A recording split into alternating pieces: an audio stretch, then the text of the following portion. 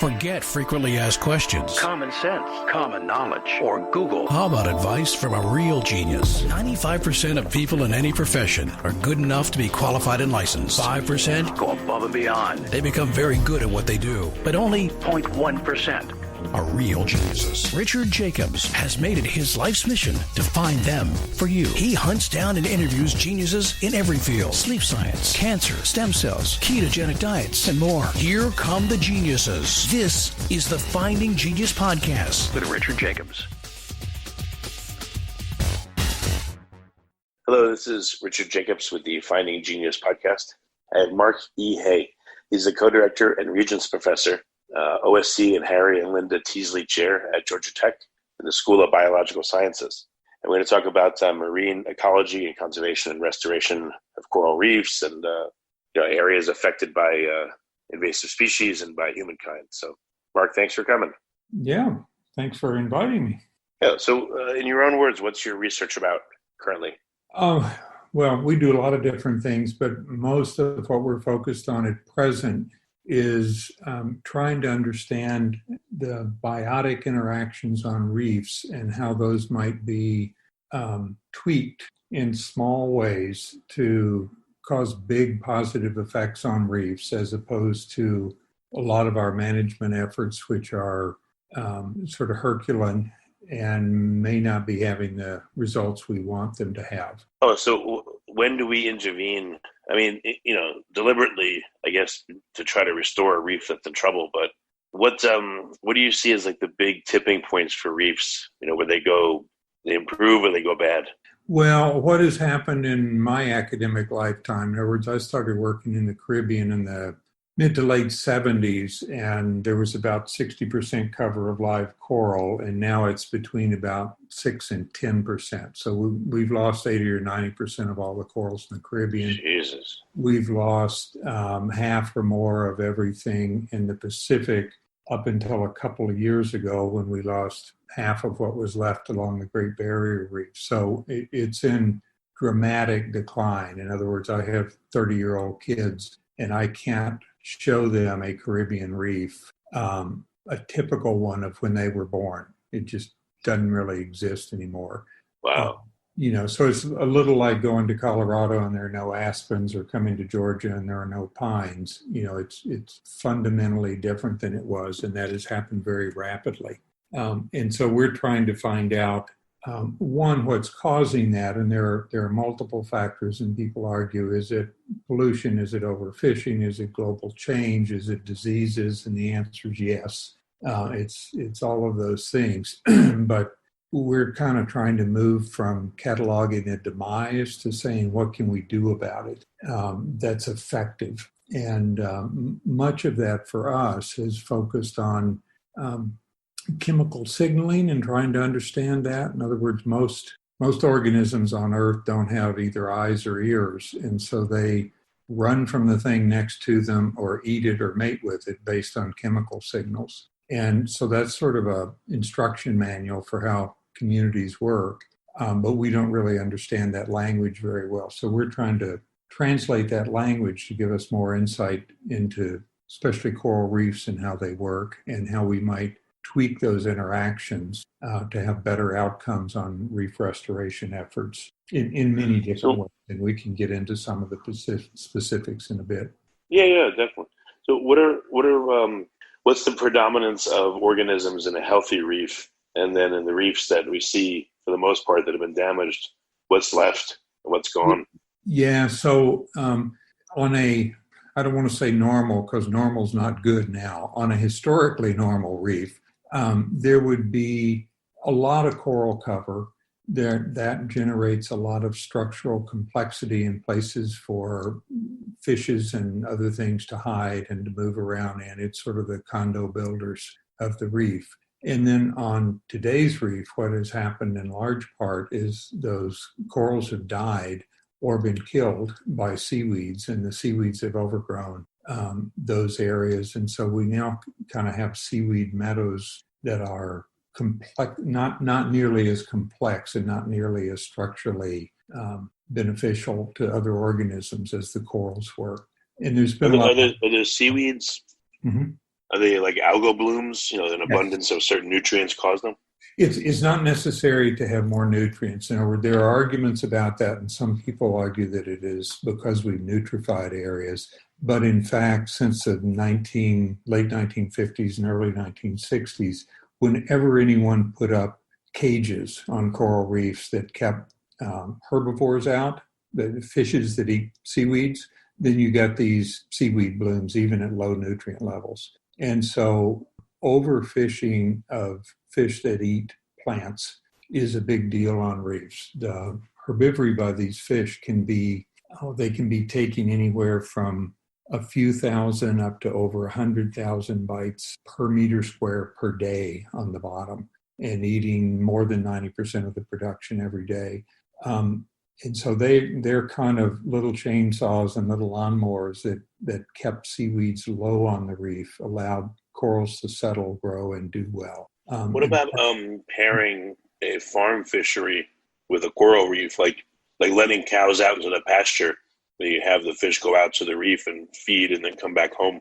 Yeah, it turns out that people haven't tried that really, but things that might interfere with that, it's surprising that, like on a reef we were studying in Fiji, there were about 29 species of bigger herbivorous fish, but only about 4 of those did almost all the feeding on the bigger algae that were around. So the rest of them were lawnmowers. They grazed little turfs, little fuzz down on the bottom.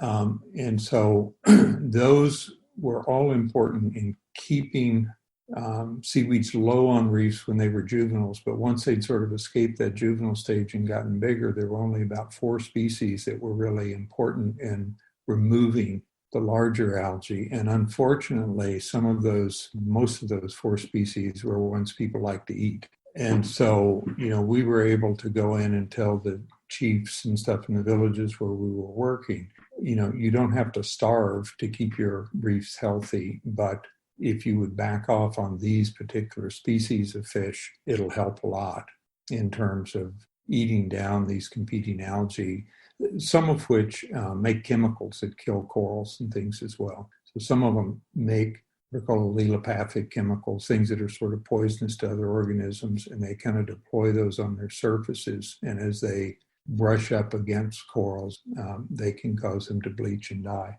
But has anyone approached these, these small populations and said, don't just lay off the fish, but deliberately farm these other ones? Yeah, there aren't very many of these tropical fishes that people know how to farm. In other words, some of the little Nemo type, what people recognize as Nemo, is farmed big time, but that's done in the United States, and Tennessee, of all places, grows out and transports more of those than any place else in the world to mine. Many of the ones that are important herbivores, people have just not worked out how to farm them. They're not like salmon or trout or catfish that have been important enough sort of agricultural focuses for people to figure out how to do that. And I guess the other thing on this, we have done some experiments where we moved fish from healthy reefs over to less healthy reefs or different kinds of reefs, and tried to get them to stay there. And when we released them, for the most part, what happened is they wandered around in this new territory for 2 to 30 minutes, acted sort of nervous, and something ate them. And so it turns out to be really important to kind of know your home territory and know where the cracks and crevices are. And you'd see these individuals we just released, something would get after them and they'd run into a overhang, sort of a little cave, and another fish would be in there and drive them out, and then the grouper or barracuda or something would eat them. So it's not as straightforward as releasing cows in a place where we've, killed all the predators. In other words, our cow pastures used to be, kind of covered up with dire wolves and 3 species of saber-toothed tigers. Those things are still out on the reef, but they're not in Indiana anymore in the cornfield. Yeah, no, it makes sense. What happens to the local ecology when a reef starts to go downhill? Like, what are, I don't know if people know all the effects. I'm sure they don't. Like, what have you observed? Yeah, there's a lot of consequences of that. So where we're working in Fiji and French Polynesia and the Solomon Islands and stuff, people are really dependent on reefs for food if they're along the coast. A lot of the villagers are. And once these reefs degrade, you have a lot less fish biomass. Some types of fishes just leave altogether. And so their food security is threatened. In addition, when you get big storms, this topographic structure that the corals make is like a big, hard, porous seawall, and you'll get these 20-foot waves coming in, and they crash on the structurally part of that coral reef that is often a few hundred meters offshore, and it just sort of dissipates all that energy, and it really protects the coastal villages and stuff from storms. There are some places along Fiji where they were actually harvesting the reef, just tearing it up with crowbars and selling it in the aquarium industry. And when we had some big storms, the villages that they'd done that in front of got flooded. And the ones terrible. that still had reefs in front of them did quite well. And then you also, many of these, especially the smaller island nations, just don't have a lot of economy. They're they can't really compete with large island nations in terms of agriculture or, producing items, manufacturing things, shipping stuff in and out. And so they have to depend on tourism. And tourists like to come to places where there are beautiful reefs. And so the locals along the places where we were had set aside some marine protected areas. And in those areas where they didn't fish and didn't go and use them at all, the coral cover was about 60% and seaweeds were 0 to 2%. Where they fished, it was just the reverse. The corals were 4 to 16% of the bottom instead of 60, and the seaweeds were 50 to 90% of the bottom instead of 0 to 2%.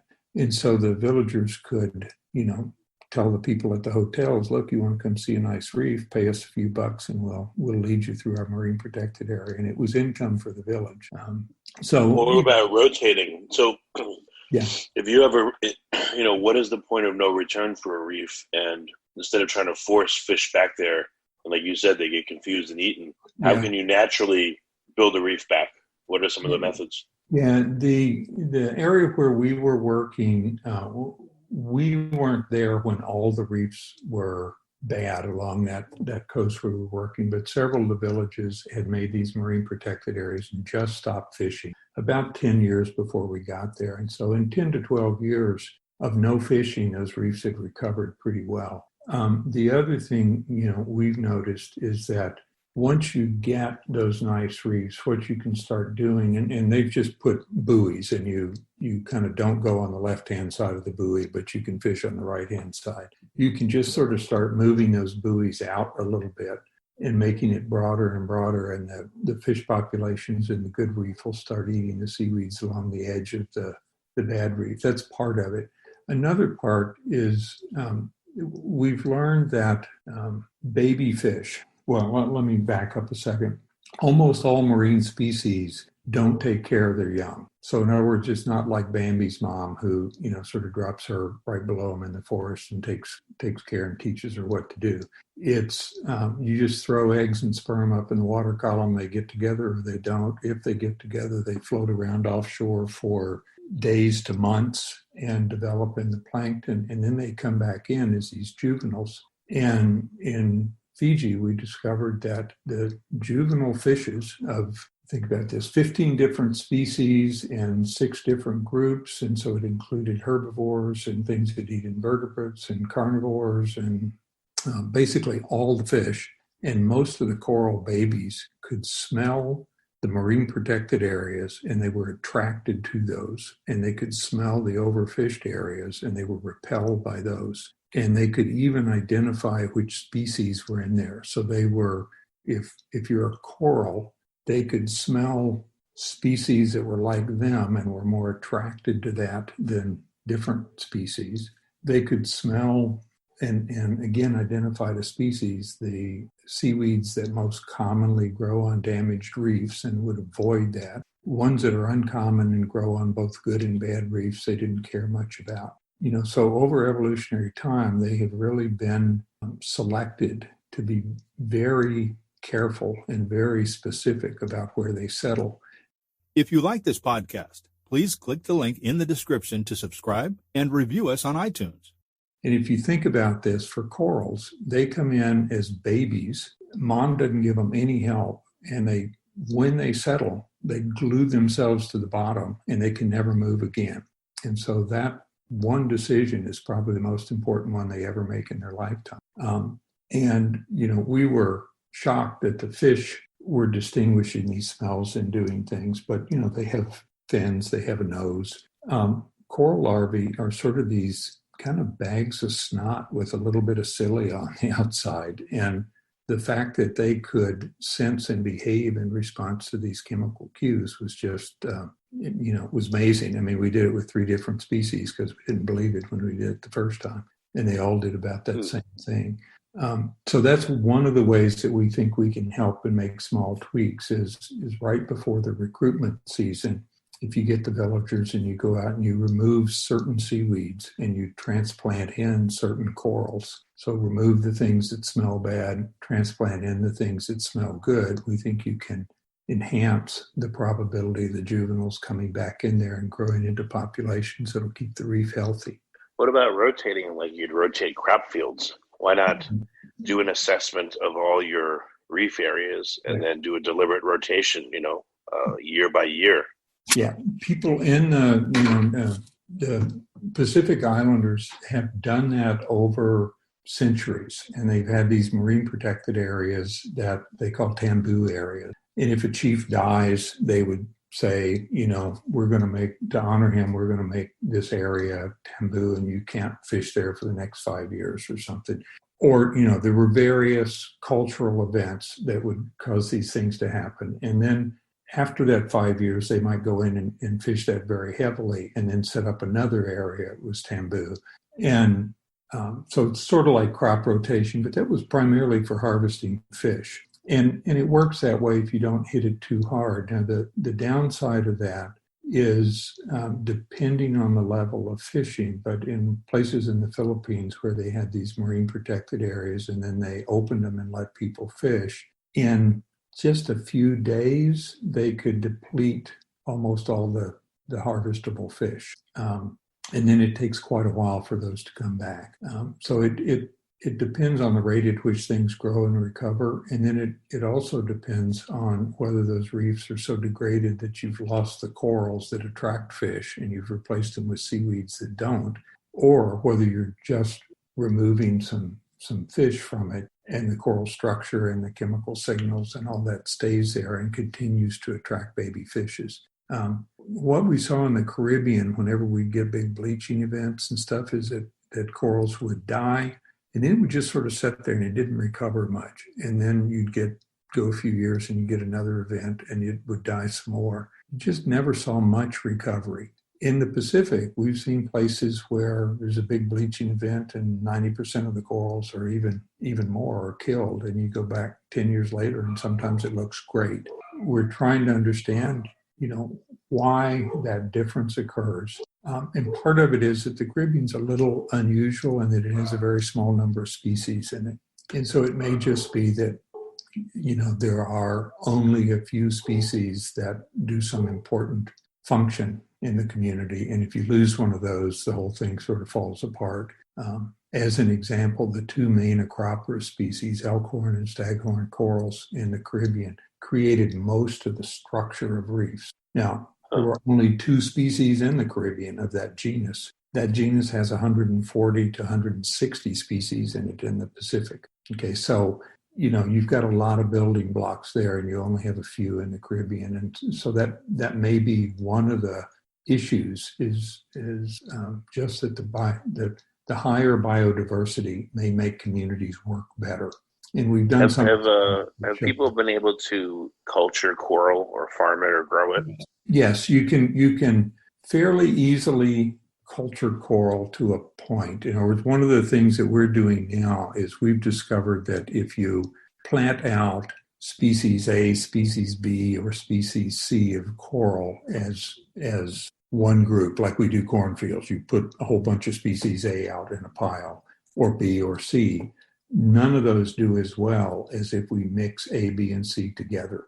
And they don't survive as well, they don't grow as well. And we're working right now on trying to figure out why that mixed species group does so much better than the single species group, in hopes, once we understand that, of better managing these outplant conditions. Now, again, in the Pacific, when we've done that, or when others have done it, often it's worked pretty well. In the Caribbean, once they lost all these acroprid corals, they've really tried hard to grow those, and they can grow them back in sort of nursery areas nearer shore, and they grow quite well.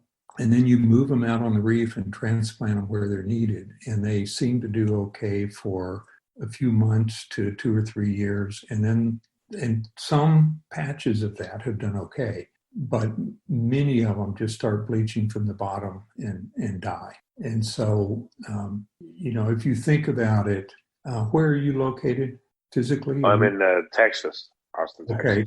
What part of Texas? Austin. I'm in the middle. I'm not near the shore. Okay, near the good. Gulf, but... Okay. So you're down there with the guys that make my boots. That's good. Heritage boot. I like those guys. Okay. So, if you went on vacation and you came home and everybody in Austin was dead, to recover Austin, would you go lay babies in the middle of the street? Or would you say, boy, something was wrong here that I've got to fix before we let anybody back into Austin? And so you'd have to understand the dynamics of what are the anchor species or anchor conditions so that everything else can come in. Yeah, and also, what was wrong to start with? I mean, we had, millions of colonies of gropper in the Caribbean, and most of them died, planting out 10 or 100 or 10,000 even. Until you figure out what killed those others, it's an issue. And again, I would have argued 10 years ago that overfishing was a big deal and most other things weren't. In recent years, I can't argue that anymore. In other words, overfishing is a big deal. It's important, but climate change is really whacking these reefs. We occasionally had warming events that caused bleaching, and they were rare. But in the last, think about this, I think, in the last 10 years, the events along the Great Barrier Reef and stuff have increased by something like 5-fold. And instead of going, 10 or 20 years between a major bleaching event, you're going 1, 2, or 3 years now between major bleaching events, which just doesn't give the corals time to recover. Well, what happens when the corals bleach? What does that mean? Is it the photosynthetic organisms leaving them, and that's why they bleach? Like, what happens? Yeah, so when things get too hot for too long, either the corals expel the symbiotic algae that live in their tissues and that are responsible for feeding the coral for much of its food, or the algae leave. And there are arguments both ways. Are the algae abandoning the corals, or are the corals kicking them out? And when that happens, some of the time, if it's not too bad, the corals recover. If it stays too hot for too long, and that's usually more than a few weeks, then many of the corals, if not most of them, die. And rather than a few weeks here and there, I think it was 2015-16, the whole Central Pacific, tropical Pacific, got hotter than is healthy for it for like 10 months without a break. And there were just these massive bleaching events and stuff there. And so often when that happens, the corals die. All that dead substrate is out there, and the remaining herbivorous fish can't keep it clean. Maybe they were keeping 20% of the substrate clean that wasn't covered by corals. And now there's 90% of the substrate, and they can only keep 20 or 30% of it clean. And so you get a bunch of seaweeds that overgrow those corals. And then that whole process of they make the stinky smell, the fish don't come in, the corals don't recruit, and you get reef degradation. Do any creatures like the seaweeds once they're in abundance? Do they come and eat them, or do they harvest them for food? A few do. There are a few that are harvested for food by people. There are a few fishes that use those seaweeds as recruitment areas and stuff. There are a few species. But by and large, for millions of years, things have been evolved to use these coral areas, and they're attracted to them. Even the things that eat seaweeds preferentially are, when they're babies, they're attracted to the corals. And our notion is that when you're little and almost everything out on the reef can eat you, it's better to have a safe site than excess lunch material. And so it really looks like to us that most of these organisms have been very strongly selected to, recognize and be attracted to coral-rich, biodiverse areas that are typical of reefs of 40 years ago and really reefs of the past several thousand years. And they're not, well equipped to deal with seaweed-covered areas. So what do you think some of the interventions that will be helpful will be? Or is it first a lot more understanding needs to... Well, I think there's some things we can do now. What we're arguing now is, and I'll sort of put it in parallel, cellular biologists and biochemists and stuff looked at humans, and we went from when people were sick, we just sort of cut their veins and bleed them, let bad blood out, and hope that good blood replaced that in some way. And we probably bled a lot of people to death because biomedical science was mostly non-existent. We've now learned a lot about how that complex system of us operates, and we can go in and tweak it here and there with medications and with exercise and with better living and make a big difference in our lifespans and in the sort of health and vitality of our lives. We're trying to do that same thing with coral reefs, where we understand those chemical signals and we understand how the different animals talk to each other, and use that as a way to say, here are some particularly critical interactions that we can manipulate, either by not fishing this species, or by, as you suggested, maybe growing some other one and turning it loose. But I don't think we're going to go out and dump chemicals on the reef necessarily, and have sort of medical intervention at an ecosystem scale. But I do think we're going to know which species are most critical, and to be able to use those to leverage communities back to health in some ways. And just as one of the things that we can do by studying this chemical communication is it tells us what has been evolutionarily important. In other words, we found some corals and little tiny fish that nobody would think are important that live between the branches of that coral. And I would have argued that seaweeds growing and overkilling corals is probably a thing mostly of the past 40 or 50 years, and that it wouldn't have been evolved. Corals wouldn't be evolved to deal with that. But in fact, this coral, when we put certain toxic seaweeds next to it, would release a chemical that told the fish living in that coral to come over and eat that seaweed back just enough so it wouldn't touch the coral. Oh, wow. The fish is a bit toxic to start with and becomes more toxic when it eats that toxic alga and therefore gains its own defense. We could, and we know this is chemical because we can move the chemicals from the seaweed onto string and then put those string against the coral, and the coral also emits this signal that tells the fish to come over and attack the string. So it's all chemically mediated, and it's very finely tuned. And if seaweeds hadn't been important for corals in terms of fighting them off over time, then you wouldn't get this nuanced chemical dance between the coral and the seaweed and the fish going on.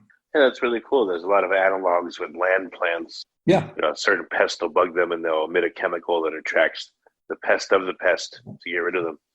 Absolutely. These little fish are sort of, we paralleled it with ant plants. There are certain plants that have extrafloral nectaries that feed ants that live on those plants. And when herbivorous insects land on the plant to eat it, the ants grab them by their legs, rip off their legs and their wings, and either eat them or pitch them off the plant. So it's kind of what this fish was doing. Has anyone been able to successfully recreate a small reef in a human-controlled environment? Yes. We could have like killer whales in a sea center. Can we have like a a big 10,000 gallon tank of coral and fish and study that? Yep, we in fact have those. We have that here in Atlanta. The Atlanta Aquarium has a very nice coral reef. When I was at the Smithsonian as a postdoc in the early 1980s, a guy there named Walter Adey built a functioning reef in the Smithsonian. There are a number of aquariums around the world that have basically a captured reef, and they work quite well. So they do know enough about them. Now, we usually have to borrow from nature. You go get some corals and things and put them in there, but they can control the environment enough. And again, in doing that, we learned that certain wavelengths of light were really important, that water motion was really important to sort of, carry wastes away and supply nutrients. That sort of wave-generated flow was really important. At the one at the Smithsonian, we had some things happen that we just thought were catastrophic. You have to use mercury halide lights to generate enough light that's like sunlight to get corals and things to grow. And we had an unfortunate accident, and one of these broke and went into the aquarium. And so there's just mercury dumped in the aquarium, and we assumed the whole thing would die and go belly up. Absolutely nothing happened that we could detect. So some of these are pretty resilient to some sorts of disturbance, but not others. When you talked about bleaching before, you mentioned that it would start from the bottom up. Yeah. Have you been able to characterize bleaching, like why it starts bottom up and what are the factors that affect it? Let me rephrase that. That's not always the case when you have bleaching due to heat. What I think is going on here, and we are following up on this, is that we think that's a pathogen that is attacking the coral from the substrate up. And what we've done in Fiji is shown that when we've looked at a few species, but let's take Acropora, which is one of the really important coral genera. If we grow Acropora species X in these marine protected areas in Fiji, it produces a chemical exudate that suppresses coral pathogens pretty well. If we grow that same coral in the overfished areas that are dominated by seaweeds, even though it grows and survives, its ability to suppress pathogens is considerably suppressed. And so it looks like, in addition to competition from seaweeds and the whole smell thing that we've talked about and stuff, that the presence of seaweeds is somehow compromising the health of the coral in a way that makes it more susceptible to diseases. And we have preliminary data, I won't say it's convincing yet, that these pathogens are harboring in the sediments and that the corals are susceptible to that whenever they're in a weakened state. And we're running experiments right now in French Polynesia to look at that and try to identify the particular pathogens and what suppresses those pathogens under normal conditions and what may exacerbate them under human-caused conditions, and that might be pollution may favor the pathogen. There are a number of things we're looking at. There have been some groups of animals that have been largely removed from coral reefs that were detritivores, things that sort of rooted around in the sands and sediments and ate a lot of the organic goo that was in there, such as sea cucumbers. And for the last couple of 100 years, there's been huge numbers of those exported from the Pacific to Asian food markets. And we have found a few places left, and there are very few, where those sea cucumbers are still abundant.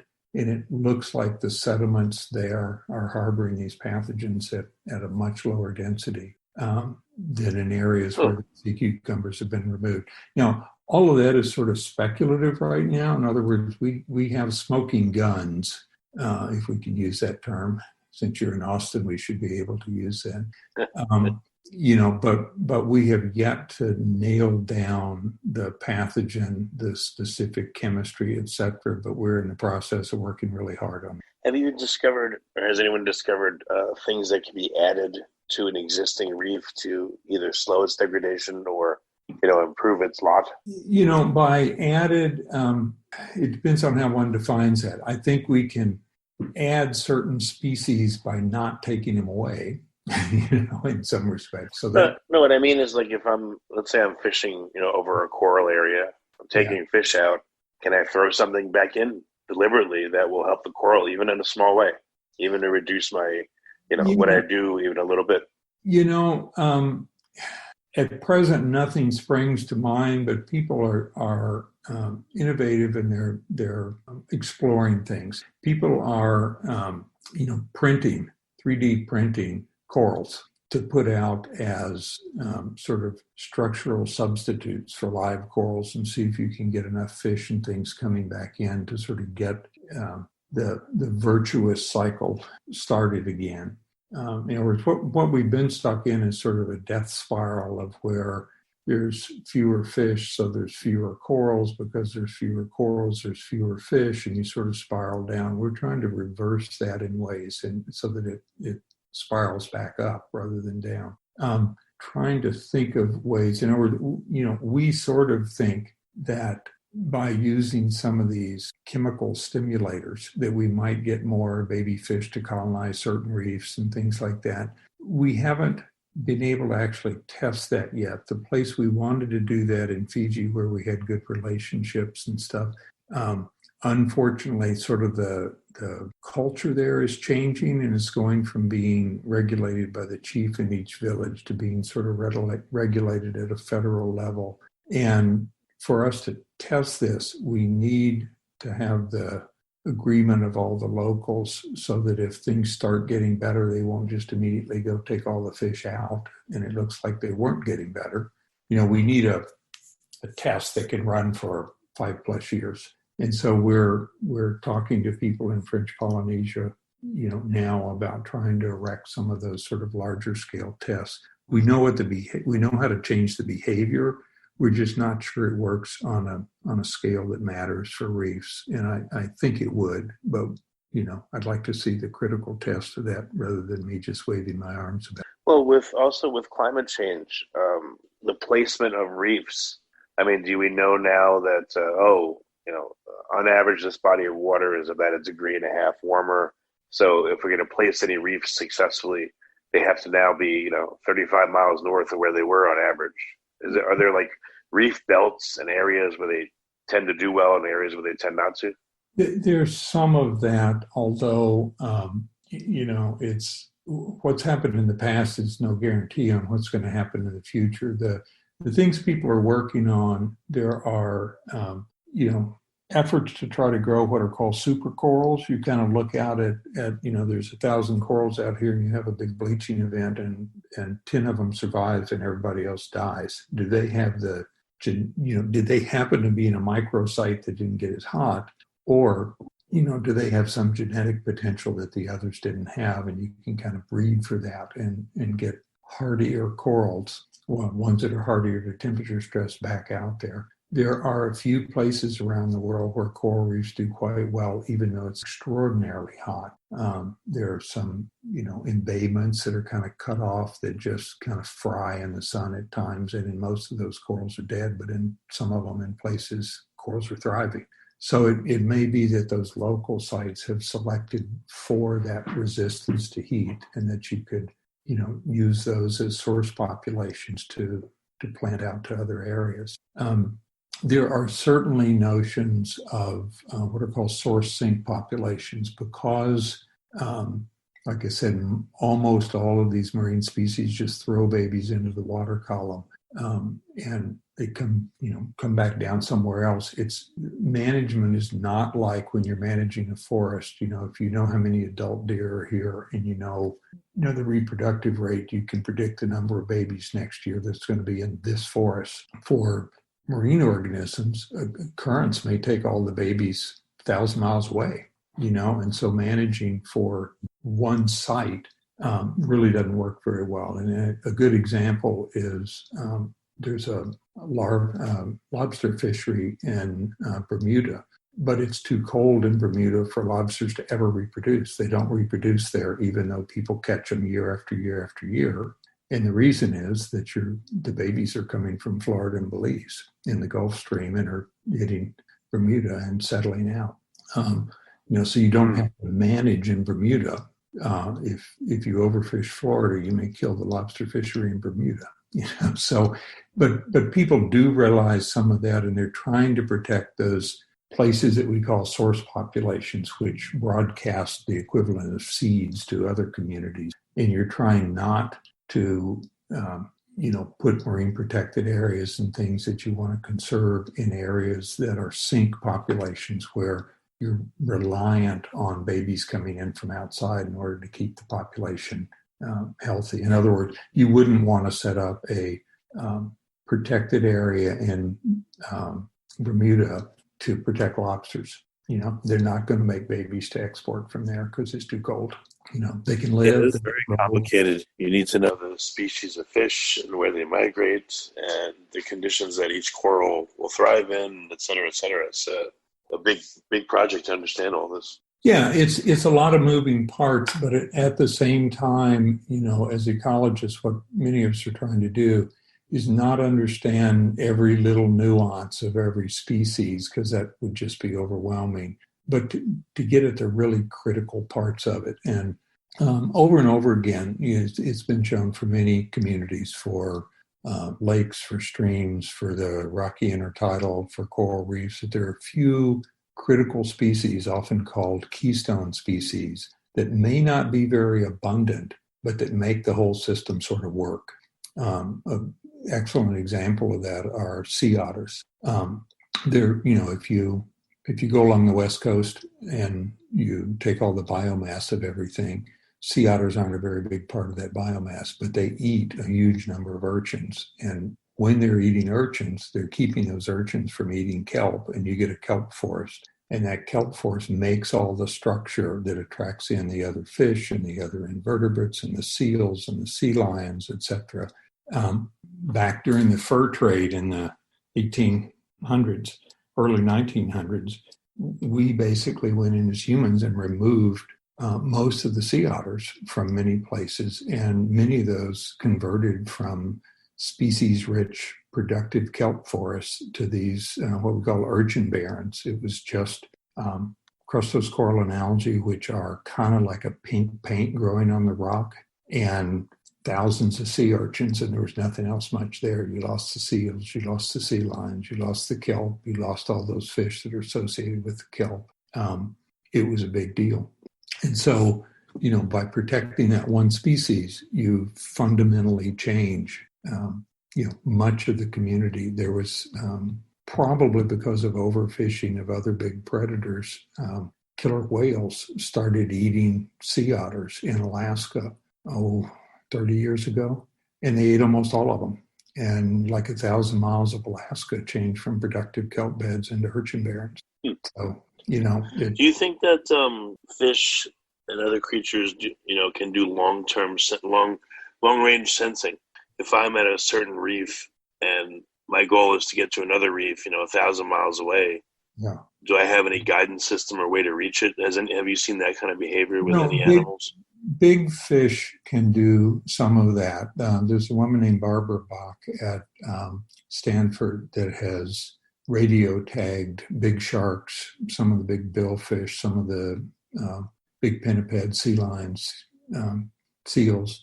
And she shows them at times swimming a very long distance, hundreds of miles, using a feeding area or reproductive area, whatever they're doing out there, and then swimming back to where they came from. And so, that certainly happens. Now, most fish on coral reefs settle on that reef and probably never move more than 30 meters from where they settled. So most of them are very home site specific.